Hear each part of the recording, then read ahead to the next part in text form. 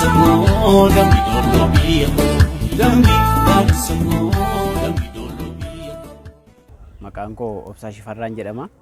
Itti gaafatamaa waajjira dargaggoo ispoortii godina Qellem Wallaggaati. Tarii sochii ispoortii liigii tokkoffaa Oromiyaa ramaddii aanii godina keenyatti geggeeffamaa jira. Waldorgommiin kun kilaboota 10 gidduutti kan inni geggeeffamaa jiru.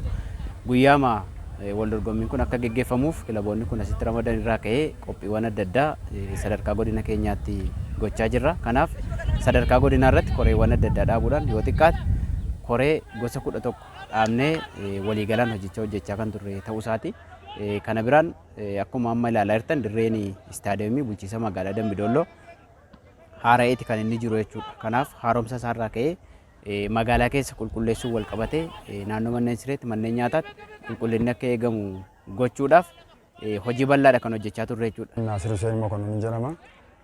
Kan inni dhufe godina Jimmaa aanaa Saxxammaa bulchiinsa magaalaa Gaattiraa kilaba bishaan Itoophiyaa bakka bu'anii dursaa gareedhaan jechuudha.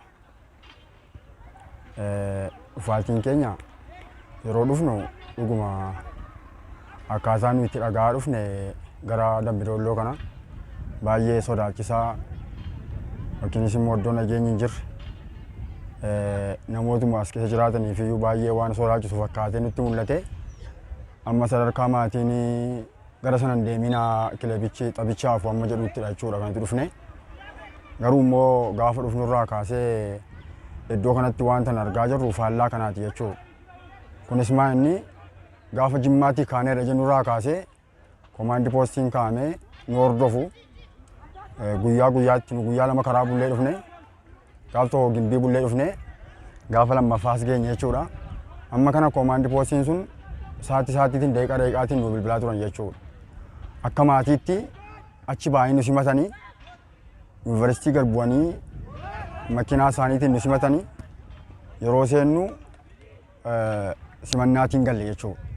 Gaafa gallu waa hundi nuu qabamee manni siree nuu qabamee faasiliitiin hundi isaa kan guute jechuudha. Dhufne as gallu gaafa dhufnurraa kaasee ammoo wana kanaatti immoo kunuunsi nuuf godhamaa jiru dhugaa dubbachuudhaaf taanaan takka wanta arginees dhageenyas hin beekne. Ani maqaan koo Fiqaaduu Uummataan jedhama.